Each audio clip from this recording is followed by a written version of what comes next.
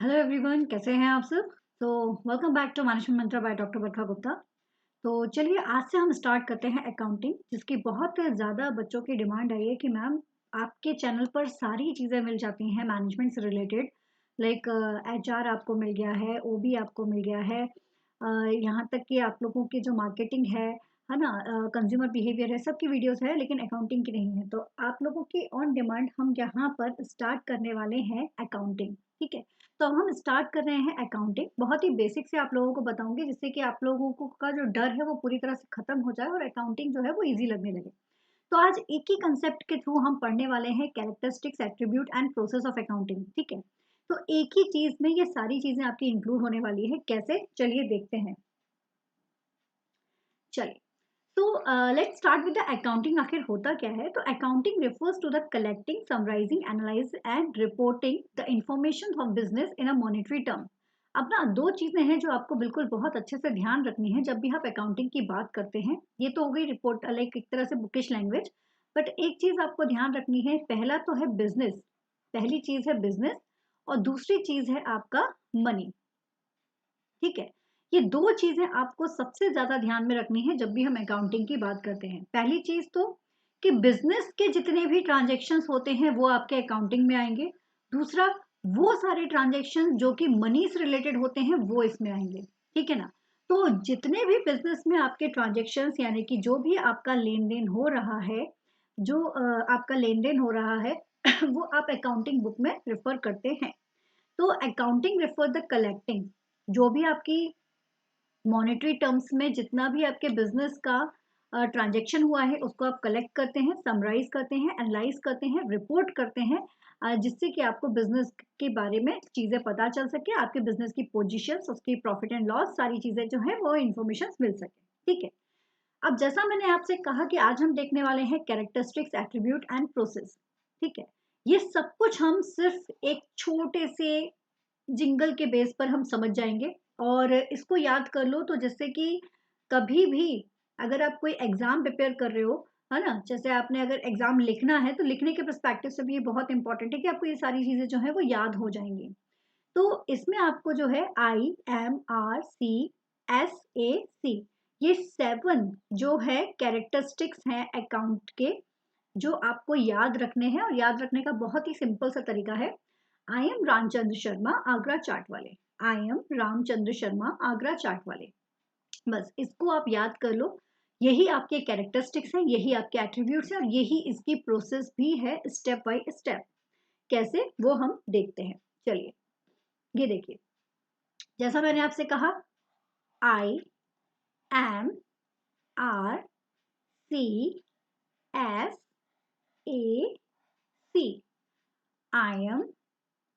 आई am Ramchandra Sharma Agra chaat वाले। ठीक है, तो this is the process of accounting. ये आपके अकाउंटिंग की प्रोसेस है, जो पूरे अकाउंटिंग का आपका सार है। इसको आपने ठीक तरीके से समझ लिया तो जितने भी आपके छोटे मोटे जो क्वेश्चंस हैं वो ऐसे ही आपके सॉल्व हो जाएंगे। ठीक है, तो चलिए स्टार्ट करते हैं। तो सबसे पहले आपको ये समझना जरूरी है कि आखिर ये जो ट्रांजेक्शन्स हैं वो होते क्या हैं। तो मान लीजिए फॉर एग्जाम्पल हम बात करें कि जो राम है, ये जो राम है, इसने एक बिजनेस ओपन करना है। ठीक है, इसने जो बिजनेस ओपन किया है वो बिजनेस है इसका चाट का। कहाँ पर कर रहा है? ये आगरा में एक चाट का बिजनेस ओपन कर रहा है। अब क्या हुआ, अब इन्होंने चाट के लिए क्या किया, सबसे पहले मटेरियल परचेज किया। तो ये जो मटेरियल है, मान लीजिए इन्होंने 2000 का परचेज किया हुआ है ना। और सेकंड फिर ट्रांजेक्शन क्या किया, सेकंड ट्रांजेक्शन हुआ कि इन्होंने चार्ट को सेल किया। सेल करने पर जो इनका हुआ अमाउंट, वो मान लीजिए 3000 का अमाउंट हमारे पास आया। इसके बाद एक और ट्रांजेक्शन हुआ कि इन्होंने क्या किया है कि एक फोन परचेज किया है, वो मान लीजिए 9000 का है। ठीक है, ये सब क्या हो रहे हैं, ये वो सारी चीजें हैं जो राम ने क्या किया है, राम ने क्या किया है, इन्वेस्ट किया हुआ है, या राम ने जो भी ट्रांजेक्शन्स किए हैं, चाहे लिया हो चाहे दिया हो, सारी चीजें हम इसमें नोट डाउन कर रहे हैं। फिर एक और काम क्या हुआ कि भाई प्रोडक्शन जो है, जो इसने अपने यहाँ लेबर रखी हुई थी, मान लीजिए उन लेबर ने किसी वजह से स्ट्राइक कर दी। तो स्ट्राइक कर दी किसी भी वजह से, तो उस वजह से इसके प्रोडक्शन में क्या हो गया, लॉस हो गया। ठीक है, कितना लॉस हुआ वो इसमें मेंशन नहीं है, बट क्या हुआ, लॉस तो हुआ है। ठीक है, अब ये कुछ ट्रांजेक्शन्स यहाँ पर हुए हैं। अब मैंने आपसे सबसे पहले ही कहा था कि जब भी बिजनेस से रिलेटेड कोई बात की जाएगी तो उसमें हमको जो ध्यान देना है वो देना है कि पहली चीज तो अकाउंट के लिए जरूरी है एक तो बिजनेस प्लस मनी। ठीक है, बिजनेस प्लस मनी। ठीक है, तो अब इन सारे ट्रांजेक्शन्स में हम ये देखेंगे सबसे पहले कि कौन सा ट्रांजेक्शन जो है वो बिजनेस से रिलेटेड है और कौन सा ट्रांजेक्शन मनी से रिलेटेड है। जो दोनों की पूर्ति करेगा वो हमारे फाइनेंशियल ट्रांजेक्शन्स या फाइनेंशियल इवेंट का पार्ट बनेगा, जो नहीं करेगा वो इसका पार्ट नहीं बनेगा। तो यही हमारी जो पहली बात है ना, ये इसको फुलफिल करने के लिए यूज की जाती है। आई होप कि यहाँ तक चीजें आपको समझ में आ गई हो कि राम ने एक बिजनेस ओपन किया है चार्ट का, तो उस चार्ट की शॉप में उसने मटेरियल परचेज किया है 2000 का, उसने उस चार्ट को बेचा तो उसको 3000 रुपए मिले। फिर उसने क्या किया, फोन परचेज किया है 9000 रुपए का और उसको प्रोडक्ट का लॉस हुआ है ड्यू टू जो भी स्ट्राइक हुई थी उस वजह से। ठीक है, तो लेबर स्ट्राइक की वजह से उसको कुछ प्रॉब्लम्स हुई थी उसकी वजह से। अब हमारे रूल कहता है अकाउंट का कि बिजनेस और मनी दोनों ही चीजें आनी चाहिए, तभी वो ट्रांजेक्शन जो है वो क्या होगा, फुलफिल माना जाएगा। ठीक है, अभी क्या हुआ, अब ये हुआ कि अब ये देखो सबसे पहला जो पॉइंट है उसको देखो, चार्ट का मटेरियल परचेज किया, क्योंकि बिजनेस चार्ट का है तो चार्ट के लिए मटेरियल परचेज कर रहा है, तो दैट मीन्स कि ये जो पहला वाला है इसको हम कह सकते हैं कि it's comes under the business related. ठीक है, तो ये हमारे बिजनेस में आ गया, कौन सा, फर्स्ट पॉइंट। सेकंड पॉइंट, इनको नंबर दे देते हैं जिससे हमको आसानी रहेगी समझने में। सेकंड पॉइंट है बिजनेस का सेल किया है, तो बिजनेस में ही सेलिंग हुई है और उसमें हमको 3000 रुपए का क्या हुआ है, पैसा हमको मिला है। ठीक है, तो ये भी बिजनेस से रिलेटेड है, बिल्कुल ठीक, ये भी हमारा क्या हो गया, बिजनेस से रिलेटेड हो गया। तो बिजनेस से रिलेटेड हमारे 1 और 2 दोनों पॉइंट्स हमारे बिजनेस से रिलेटेड है। समझ में आया ना कैसे है, क्योंकि ये यहाँ पर बिजनेस हो रहा है। तीसरा पॉइंट आप देखोगे, फोन परचेज किया। अब इसने फोन परचेज जो किया हुआ है इसका बिजनेस से कोई लेन देन है नहीं है, ये तो इसके पर्सनल यूज के लिए है ना, ये तो इसके पर्सनल यूज के लिए है, तो इसलिए ये बिजनेस में इंक्लूड नहीं होगा। ठीक है, फोर्थ जो है product loss, sorry production loss. अब प्रोडक्शन लॉस हुआ है दैट मीन्स कहीं ना कहीं बिजनेस को ये रिलेट कर रहा है कि हाँ भाई बिजनेस को इससे जुड़ा हुआ तो ये है। अब बिजनेस से जुड़ा हुआ ये पॉइंट है, इसलिए चलिए इसको भी हम इसमें ऐड कर लेते हैं। तो 3 ट्रांजेक्शन्स हमारे सामने आए बिजनेस से रिलेटेड। अब बात आती है मनी की, जब तक ये दोनों पूरे नहीं होंगे तब तक वो अकाउंटिंग के ट्रांजेक्शन्स में नहीं जाएंगे, ध्यान रखिएगा। जब ये दोनों पूरे होंगे तभी वो अकाउंटिंग के ट्रांजेक्शन्स में जाएंगे, अदरवाइज नहीं जाएंगे। तो अब देखो यहाँ पर मनी रिलेटेड है, बिल्कुल है, तो पहला पॉइंट मनी से रिलेटेड है। सेकंड में भी मनी है, सेकंड तो है ही है। अब ये तो बिजनेस में ही नहीं है तो मनी का तो सवाल ही पैदा नहीं होता, तो ये तो अपने आप में ही कट हो गया। फोर्थ पॉइंट जो है ये लॉस तो बता रहा है, लेकिन कितना लॉस है, क्या लॉस है, ऐसा कुछ भी मेंशन नहीं किया गया। तो अगर मनी नहीं है मेंशन तो ये पॉइंट भी यहाँ पर इंक्लूड नहीं होगा, क्योंकि ये बीएम वाली डिमांड को फुलफिल नहीं कर रहा है। ठीक है, बिजनेस के लिए बी और एम ये डिमांड फुलफिल होना बहुत जरूरी है, तभी आप इसको अकाउंटिंग में मेंशन कर सकते हैं, अदरवाइज नहीं कर सकते, ये रूल है, ध्यान रखिएगा। कोई भी ट्रांजेक्शन जब बिजनेस का हो as well as money related होगा तभी वो आपके ट्रांजेक्शन रिकॉर्ड होंगे, अदरवाइज नहीं होंगे। तो इसके चलते दो हमारे पास रिफाइन होकर आ गए, एक मटेरियल वाला और एक सेल वाला, कि ये दो पॉइंट जो हैं ये हमारे बिजनेस में यूज हो सकते हैं, ये हमारे ट्रांजेक्शन्स होंगे। समझ में आया कौन कौन सी चीजें ट्रांजेक्शन्स में आएंगी? अगर आया है तो कमेंट बॉक्स में जरूर बताइएगा। तो पहली चीज हमारी हो गई identification of financial transaction and event. तो ये हमने फाइनेंशियल ट्रांजेक्शन्स हमने देख लिया कि चार्ट का जो मटेरियल परचेज किया था उसके रिगार्डिंग, और दूसरा हमने क्या किया, चार्ट को जो हमने क्या किया था, सेल आउट किया था, तो सेल आउट वाला जो पॉइंट है वो, ये दोनों ट्रांजेक्शन जो है ये बिजनेस के भी हैं और साथ ही साथ मनी रिलेटेड भी है, तो ये हमारी कंडीशन बी एम को फुलफिल कर रहे हैं, तो ये हमारे यहाँ पर इंक्लूड हो जाएंगे। सेकंड है measuring the identify the transaction. जो सेकंड पॉइंट है आइडेंटिफिकेशन ऑफ ट्रांजेक्शन, तो वही यही वाला पॉइंट इसमें आ गया। सबसे पहले हमने ट्रांजेक्शन आइडेंटिफिकेशन कर लिया, उसके बाद मेजरिंग कर दिया। तो मेजरिंग हमने कर दिया कि भाई ये 2000 और ये 3000, ये हमारा मेजर हो गया। अब इसके बाद आती है रिकॉर्डिंग। अब ना बहुत ध्यान से चीजों को समझना। थर्ड वन आता है रिकॉर्डिंग। रिकॉर्डिंग में आपका जो इंक्लूड होगा वो होता है आपका जर्नल एंट्री। मैम ये क्या होता है? बहुत ही अलग सी चीज है जर्नल एंट्री, क्या होती है ये? तो देखो, जितने भी ट्रांजैक्शन होते जाते हैं वो आप अकाउंट की बुक में नोट करते जाते हो।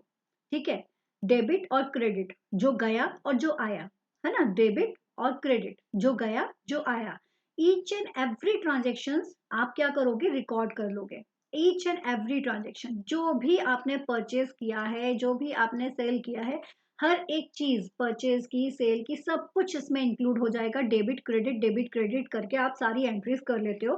तो जिसमें हम सारी एंट्रीज अकाउंट में कर लेते हैं तो वो कहलाता है आपका जनरल एंट्री। इसमें क्या आ गया? ऑल डिटेल्स ट्रांजेक्शन, जितने भी आपके जो ट्रांजेक्शन हुए हैं they all recorded in the general. Generals में वो सारे के सारे आपके क्या होते हैं? रिकॉर्ड हो जाते हैं।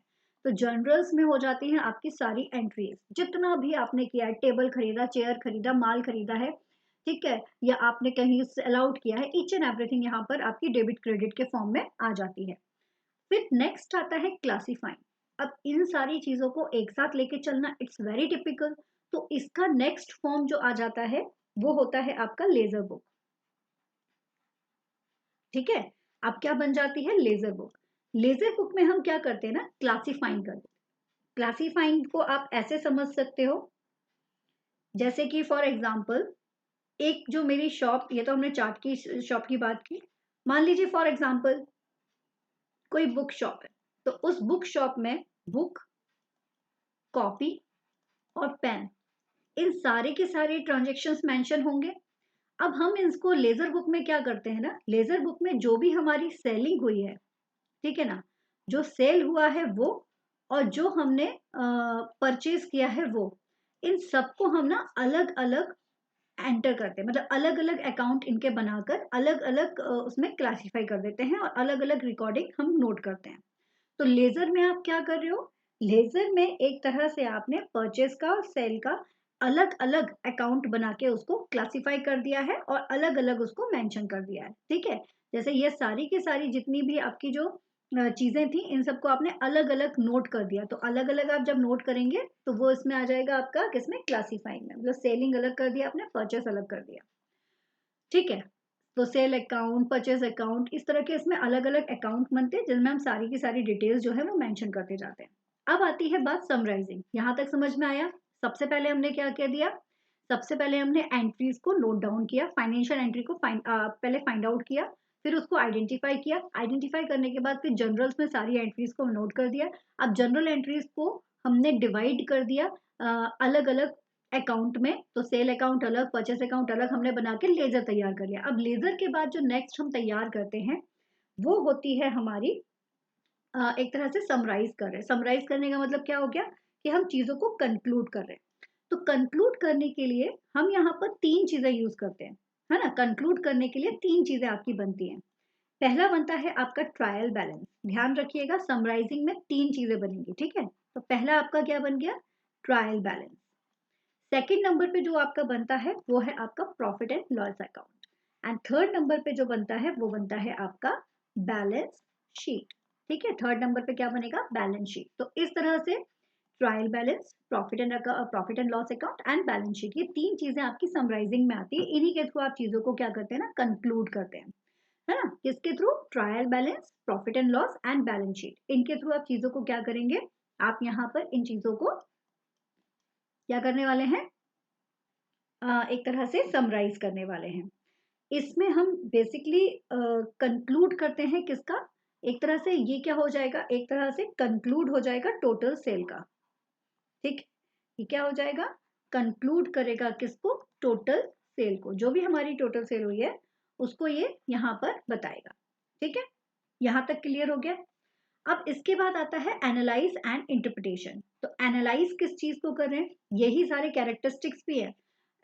अकाउंटिंग में हम चीजों को आइडेंटिफाई करते हैं, फिर अकाउंटिंग में हम आइडेंटिफाई कर रहे हैं, अकाउंटिंग में हम मेजरिंग कर रहे हैं, रिकॉर्डिंग कर रहे हैं, क्लासिफाइंग कर रहे हैं, समराइज कर रहे हैं। अब आता है एनालिसिस एंड इंटरप्रिटेशन। तो एनालिसिस और इंटरप्रिटेशन में आप क्या करते हैं, यहाँ पर हम चीजों को एक तरह से सारी की सारी चीजों को कि कितना हमारा प्रॉफिट हुआ है, कितना हमारा लॉस हुआ है, इन सारी चीजों को हम एनालाइज करते हैं प्रॉपर तरीके से, जिससे आगे की चीजें हमारे लिए बेटर हो जाए।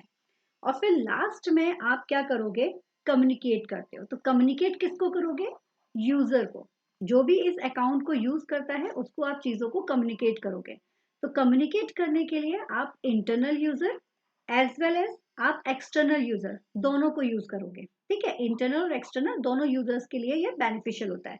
अब इंटरनल यूजर और एक्सटर्नल यूजर्स कौन होते हैं ये मैं आपको नेक्स्ट क्लास में बताऊंगी, बट अभी के लिए आप लोग इतना समझ लीजिए कि जो हमने आपको एक शॉर्ट की बताई है, ठीक है, उसके थ्रू आपको इनको याद रखना है।